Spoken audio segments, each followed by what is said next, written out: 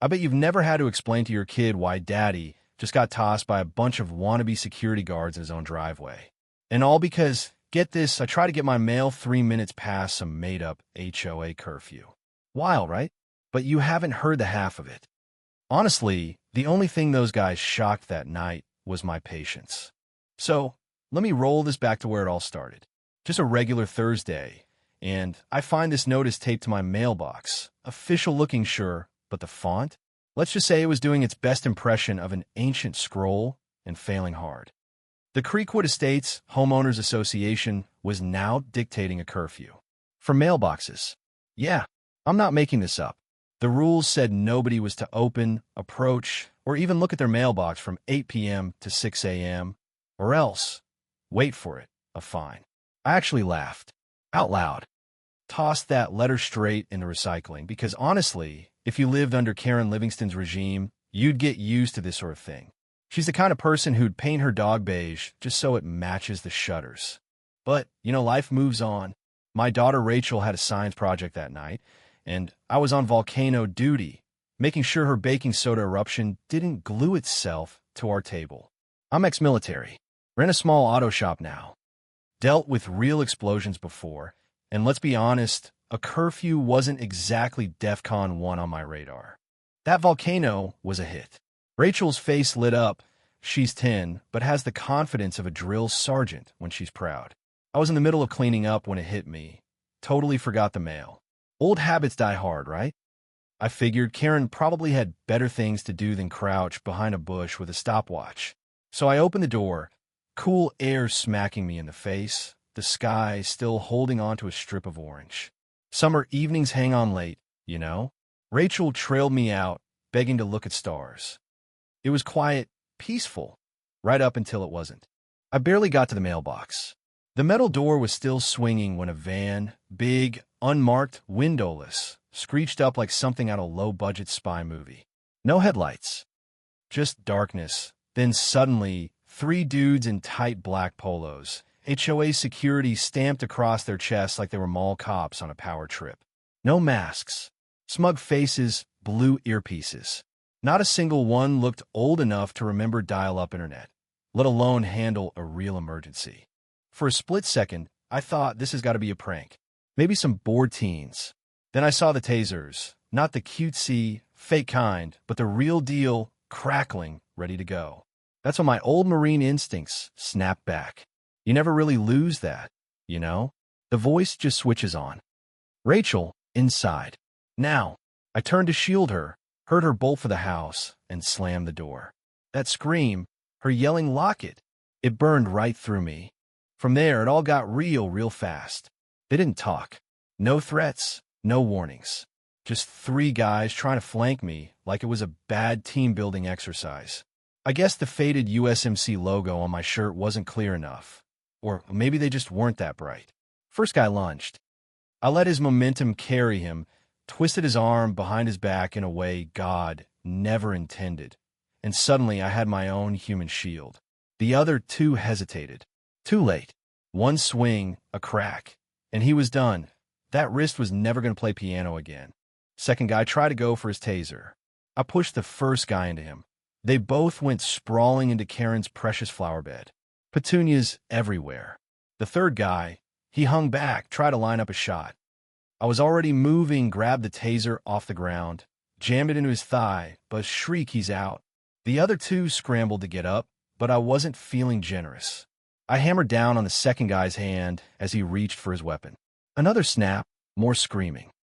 They weren't looking for a fair fight, just easy pickings. Suddenly, they were done.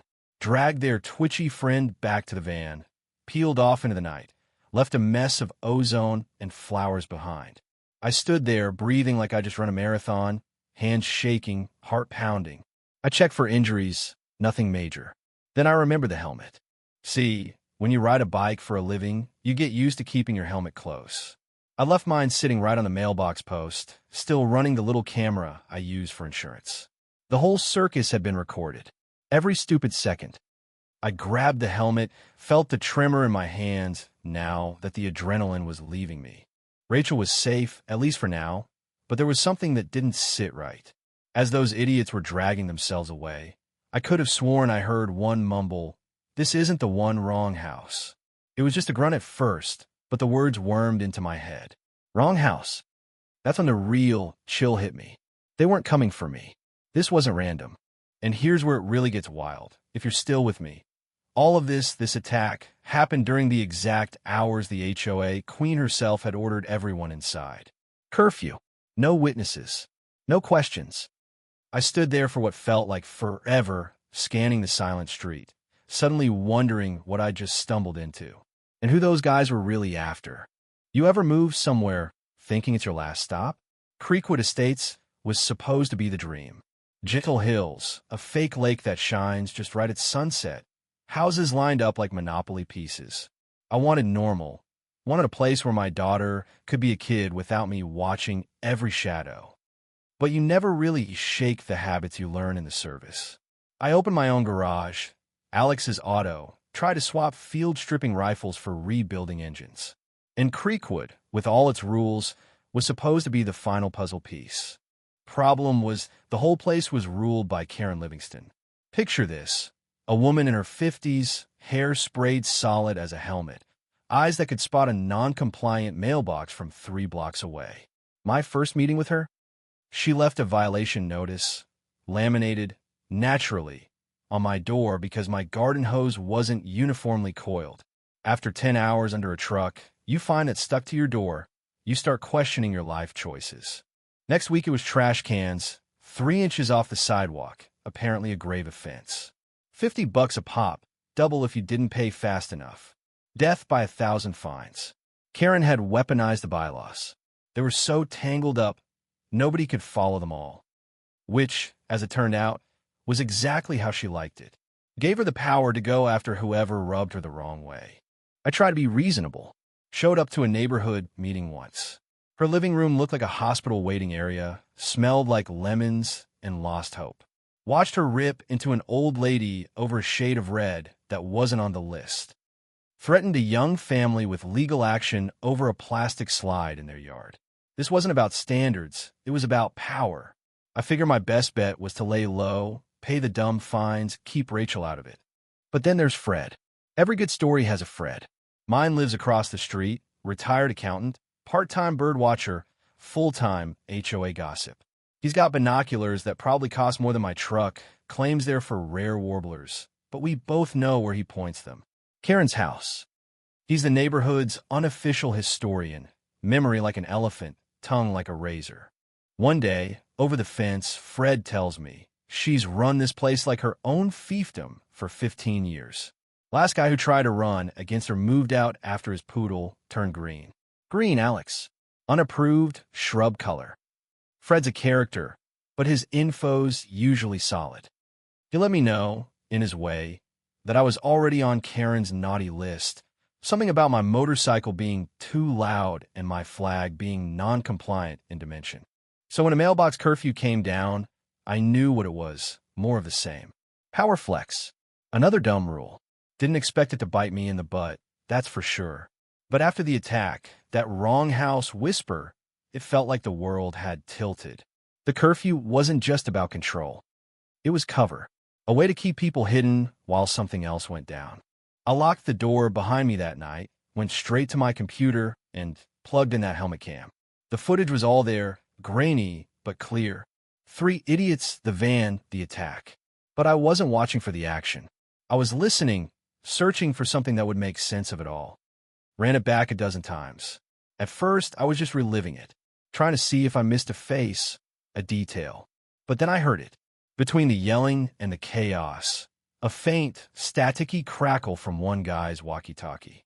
Now, you might think I'm overdoing it, but I've got some decent gear in the shop for picking up engine noise.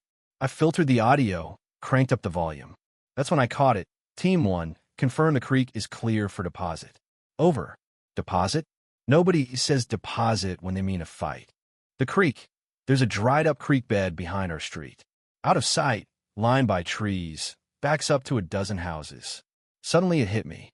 The curfew, the attack, the wrong address. They weren't after me.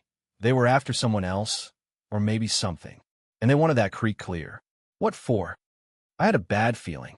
The kind you get in your stomach before something truly ugly goes down. I wasn't about to go wandering down there alone. So I called the one guy I trust with my life, Dylan Vega. Old buddy from the Marines. 2 tours together, recon sniper, dry sense of humor, always picks up on the second ring. Vega's house of pancakes, he says. You flippy. We stacking. I told him enough for the jokes to drop out of his voice. Scale of 1 to we're calling it an airstrike, he asks. 7, easy. Potential escalation. He was at my place in 2 hours, brought enough gear for a small invasion, night vision goggles included. You know, just a casual Wednesday. We crouched by the back fence, waited. Night was heavy, street dead quiet. The curfew really worked. An hour went by. Then we saw it, 2 tanker trucks rolling down the service road by the creek. Not garbage trucks. Tankers. Guys in heavy gear got out, unrolled hoses, dragged them to the creek bed. Then, they started dumping. Thick, nasty sludge poured out. The smell hit us even through the brush. Chemicals. The kind that makes your eyes water and your conscience scream. That was the moment. That was when I realized this had nothing to do with mailboxes or garden hoses, or even Karen's need to rule over her tiny beige kingdom. This was straight-up crime. Environmental, organized, the real deal. The HOA, the curfew, the goons, just smoke and mirrors to keep us all quiet while they poison the earth under our feet.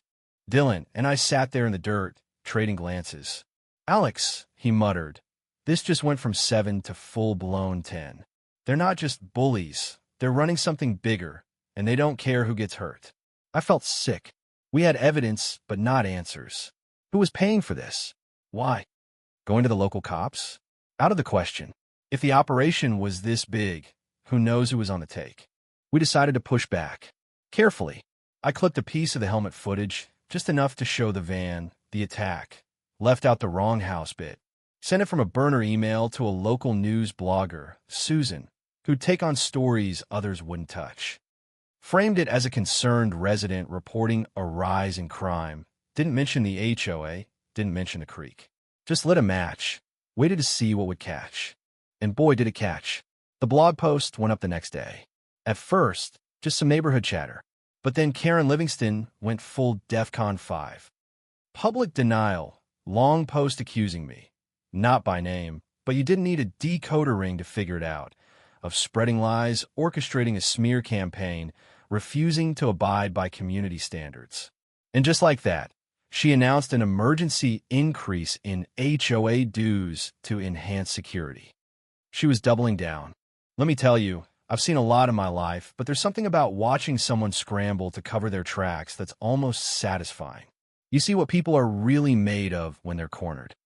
That night, I realized a hard truth. There are folks out there who'll do anything, hurt anyone, as long as it keeps their little kingdom intact. Power's like a disease, and some people never want a cure. But you know what? Sometimes it just takes one person, or two, if you got a Dylan in your life, to break the silence. To say enough's enough. I didn't set out to be a hero. Most days, I just want to make it home in time for dinner, not get tossed in my own driveway. But there's a line, and once you see it, you can't pretend it's not there anymore. So here's my question for you. Now that you've heard all this, when is it okay to stand up and push back?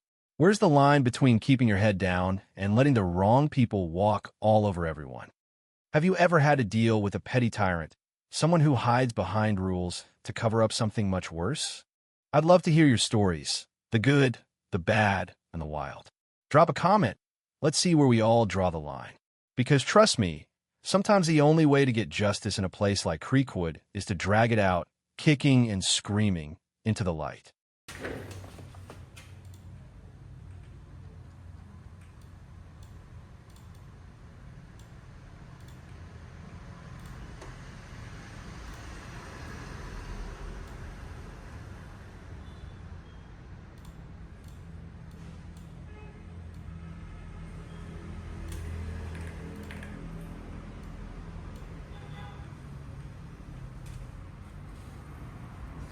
Cảm ơn tất cả các bạn đã xem video.